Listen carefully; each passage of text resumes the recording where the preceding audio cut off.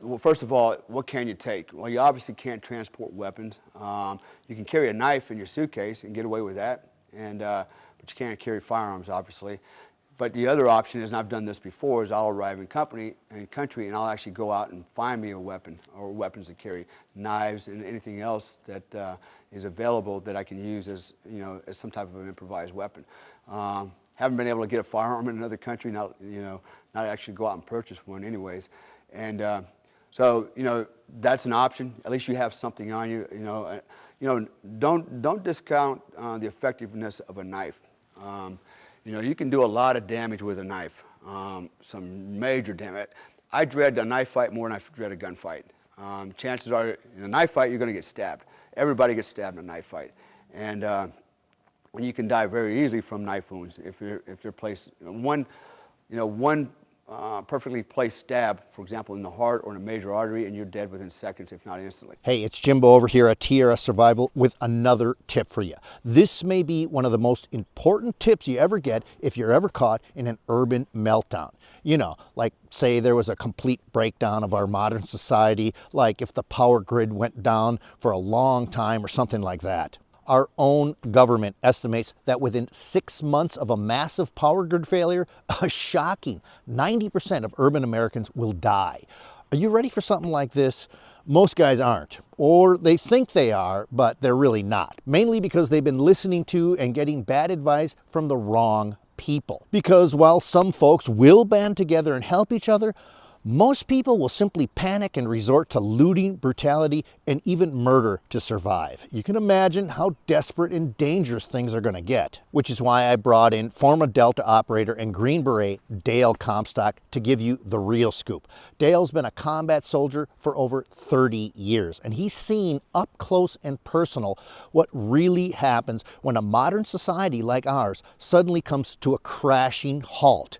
It's not pretty, and the survival of you and your family will have little to do with bushcraft skills or what kind of tree bark is safe to eat. So Dale will show you 2 vital survival tips. Number 1, he'll show you exactly what gear and supplies you should pack in your bug-out bag or rucksack, and it's probably not what you think.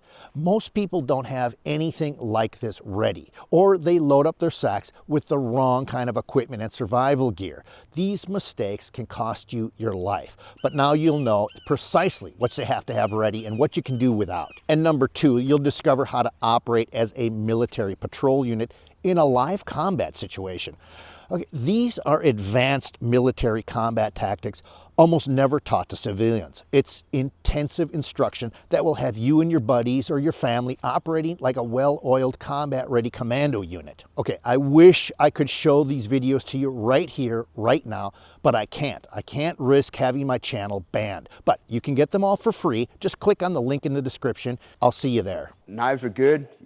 With a knife, you can actually close, and everybody knows the 21-foot rule, where a guy with a knife can close a gap 21 feet away on a man that has a weapon in his holster before he can draw it. So you can move quickly with a knife, and you can do a lot of damage with a knife. It's very difficult to disarm a guy with a knife, especially a guy that knows how to use it. So to me, a knife is a great weapon. You don't have to have a big Bowie knife or anything like that, but I would recommend at least a blade of about 3 inches, so that you can get some penetration. And and again, where do you stab a guy? And there's, of course, besides the torso, there's other good places like the femoral arteries, the pelvic girdle, the carotid arteries in the neck, in the throat. There's a lot of areas on the body that you can stab and completely incapacitate a person immediately. So knives are great for self-defense, more so than a club or anything else. Of course, a weapon, a handgun, a firearm would be even better. Other things you can do, obviously we've talked about, in some of my programs, we've talked about improvised detection devices. Those are good for security, at least gives you some ability to mitigate a threat that may be coming into your room because you have some early warning. And there's simple systems that actually you can buy the components usually in country because they're very simple. And what's funny is I've traveled to a lot of countries. In fact, I've been to over 66 countries in the world in my life. And I've seen Radio Shacks abroad or like electronics stores where you can buy, a buzzer, battery pack, IED lights, and the basics to set up a system like that. It's we can go on and on with that, but ultimately, the best security apparatus you can have is your brain.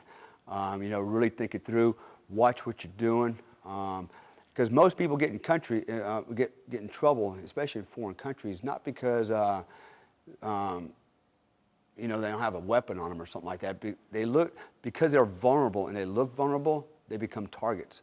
So make yourself a hard target. Make yourself look like, I don't want to go mess with that guy. He's going to give me a hard time.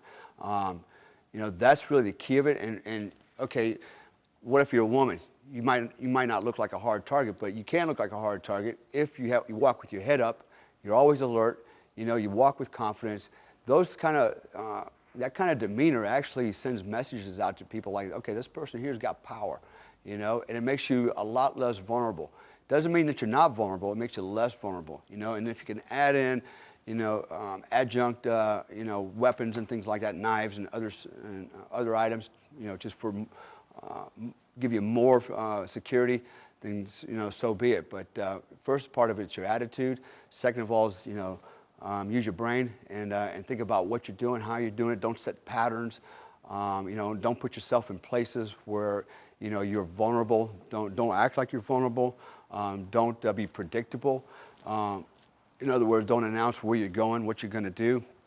There's so many things that you can do as far as just your habits that can offer defensive and countermeasures. That in itself is added value to everything else that you might to bring along, like a knife or a club or pepper gas. Thanks for watching our video lessons here at TRS Direct. Hit the like button down below and consider subscribing to our channel here on YouTube. Hit the bell icon and we'll send you a notification when there's a new lesson available. Thanks again for watching.